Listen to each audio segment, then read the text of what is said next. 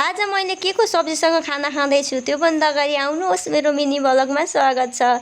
हजुरहरू पनि सन्चै हुनुहुन्छ होला, म पनि सन्चै छु। मलाई चाहिँ आज फुपूले अनि यो च्याउ ल्याइदिनु भएको थियो। हामी यसलाई चाहिँ सल्यौरा भन्छौँ। हजुरहरूले के भन्नुहुन्छ कमेन्ट गर्नु होला।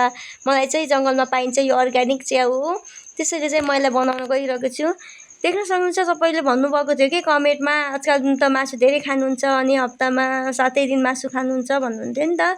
होइन त्यस्तो अब धेरै मासु खाएको पनि होइन, पाहुना आएको बेला लिएर मात्रै खाएको हो होइन। त्यसरी हप्तामा मेरो कमाइ छैन नि त हप्तामा 7 दिन मासु खाने। अब बुढोको कमाइले कति खाने, त्यसरी पाहुना आएको बेला चाहिँ लिएर अब खानै पर्छ नि त। त्यही भएर हो मैले चाहिँ यसरी सल्यौरा बनाउँछु। अनि तपाईँहरूलाई कसलाई मनपर्छ यो सल्यौरा, त्यसरी यो सल्यौरामा चाहिँ यो च्याउमा चाहिँ अब अनिवार्य यो टिमुर चाहिँ हाल्नै पर्छ, किनकि अब जङ्गलमा पाइन्छ नि त। अब जङ्गलमा केही किराकाठीले छोएको हुन्छ, अहिले अलि विष मार्छ भन्ने एउटा ऊ छ नि त। त्यही भएर मेरो तातिर च्याउ पनि पाकिसक्यो। म यसलाई चाहिँ कति बेला खाम भन्ने सोचिरहेको थिएँ नि त। त्यही भएर मेरो छोरो चाहिँ यसलाई मासु नै भनेर खान्छ। आजलाई चाहिँ यति नै, भोलि अर्को भ्लगमा